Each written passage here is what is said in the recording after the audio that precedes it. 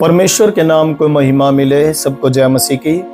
दिए गए समय के लिए मैं प्रभु को धन्यवाद देता हूं और आप सबकी प्रार्थना और प्रेम के लिए भी मैं परमेश्वर को धन्यवाद देता हूं। आज का मेरा जो मुख्य विषय है जिस पर हम परमेश्वर का वचन मनन करेंगे वो ये है कि प्रचार करने का सही तरीका।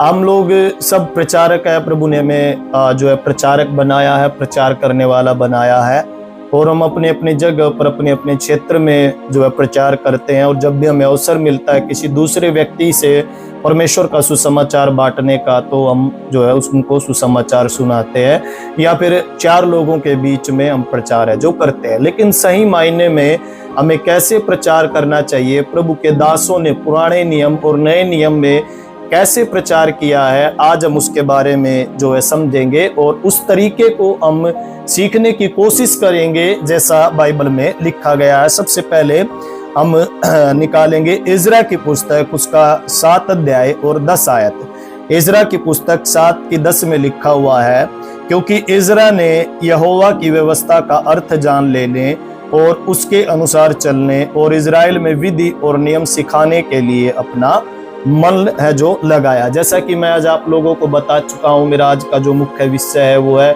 सही तरीके से प्रचार करना। तो यहाँ पर हम देखते हैं कि 7 की 10 में यहाँ पर लिखा हुआ है कि इज़रा ने सबसे पहले व्यवस्था का अर्थ जान लेना। यहाँ पर लिखा हुआ है कि उसने कोशिश की कि वो व्यवस्था का अर्थ जो है जान ले और उसके अनुसार चलना। दूसरी बात यहाँ पर इज़रा बोल रहा है, इज़रा सीख रहा है कि उसके अनुसार है जो चलना। और तीसरी बात हम यहाँ पर देखते हैं कि विधि और नियम सिखाने के लिए उसने अपना मन है जो लगाया।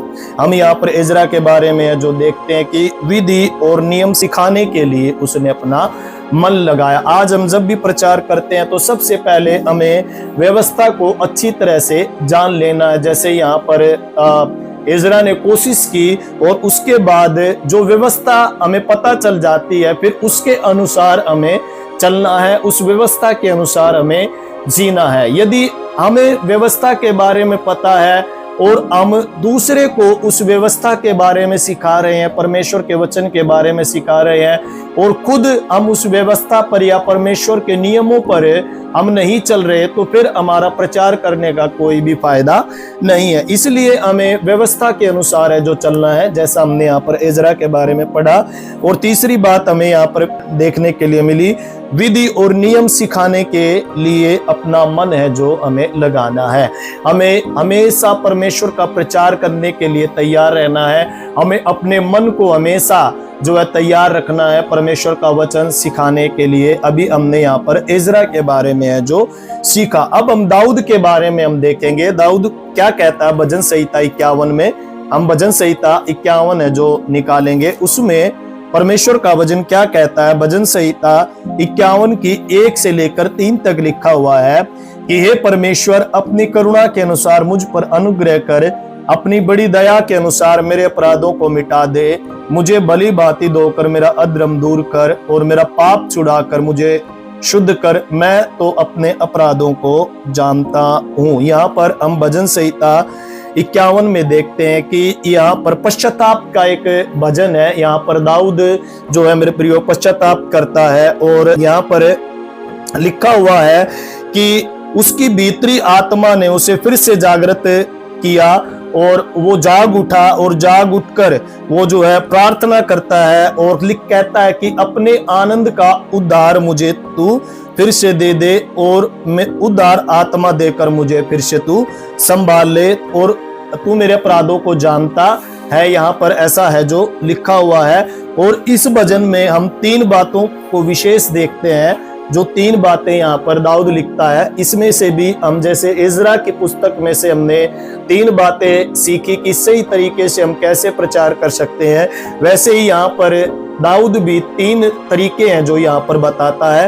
पहला तरीका है शुद्ध हृदय उत्पन्न करना, जैसा यहाँ पर हम पढ़ते हैं कि मेरे अंदर तू शुद्ध हृदय है जो तू उत्पन्न कर दे। यहाँ पर शुद्ध हृदय उत्पन्न करना। और दूसरा है भीतरी स्थिर आत्मा को जागृत करना। जो हमारी भीतरी आत्मा है, जब हम पाप कर देते हैं, जब तक हमारी भीतरी आत्मा जागृत नहीं होगी तब तक हमें पश्चाताप का भी एहसास नहीं होगा। तो हमें भीतरी आत्मा को जागृत है जो करना है। और तीसरी बात हम यहाँ पर देखते हैं कि मुझे अपने सामने से न निकाल कर पवित्र आत्मा मुझसे अलग न कर। वो यहाँ पर कहता है कि मुझे अपने सामने से न निकाल और पवित्र आत्मा मुझसे अलग न कर। तो ये तीन बातें जब हमारे प्रचार में होंगी, दूसरा कि हमें शुद्ध हृदय जो है उत्पन्न करना है, शुद्ध हृदय के साथ हमें मेरे प्रियो जो है प्रचार करना है। और दूसरी बात है भीतरी आत्मा हमें जागृत करनी है। यदि हमारे अंदर कोई कमियां है,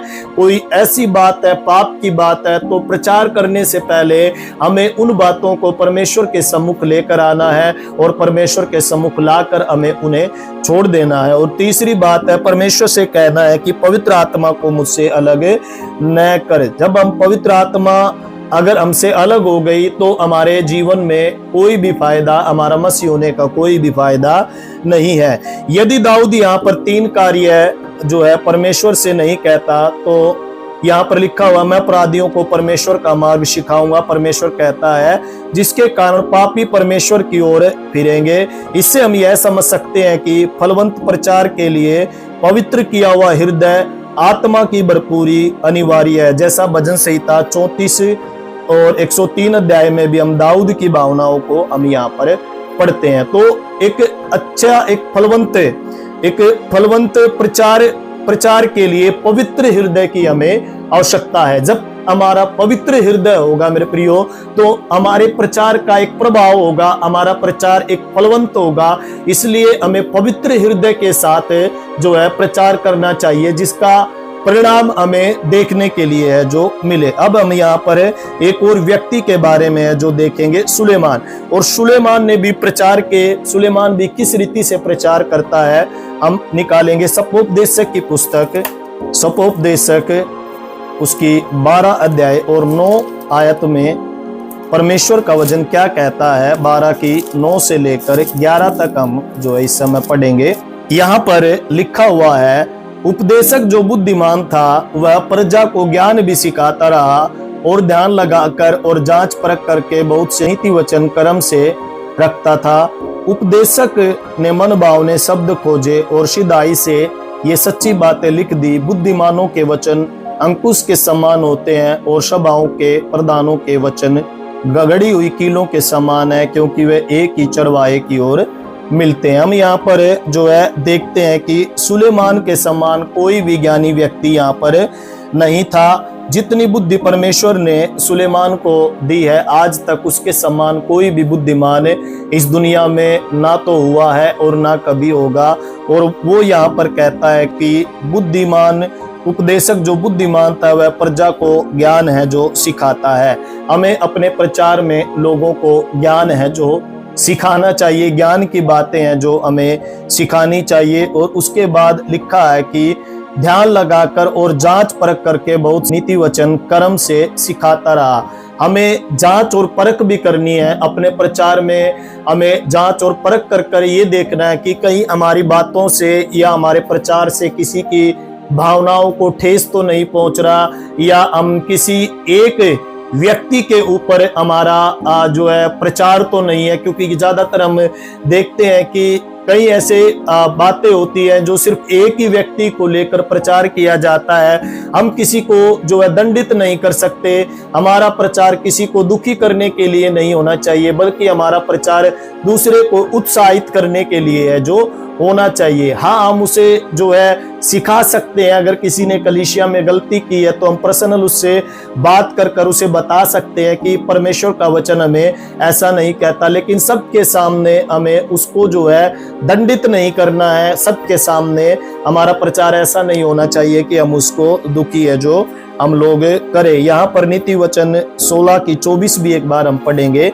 नीति वचन 16 की 24 में भी लिखा हुआ है। यहाँ पर परमेश्वर का वचन 16 की 24 में कहता है, मन भावने वचन मधु भरे छत्ते के समान प्राणों को मीठे लगते हैं और अड्डियों को हरी भरी है जो वो करते हैं। हमारे वचन जो है मन भावने होने चाहिए, दूसरे को उत्साहित करने वाले होने चाहिए।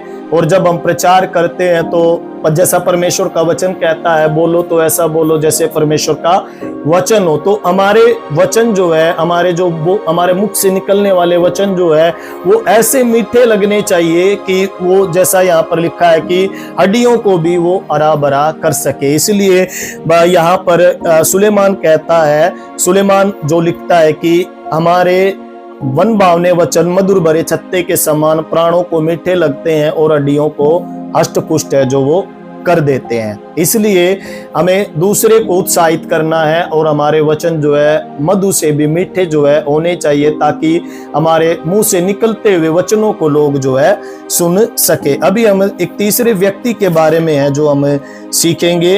हम यहाँ पर पतरस के बारे में हम देखते हैं। पतरस ने एक प्रचार किया और उसके प्रचार में मन फिराव की बातें थी।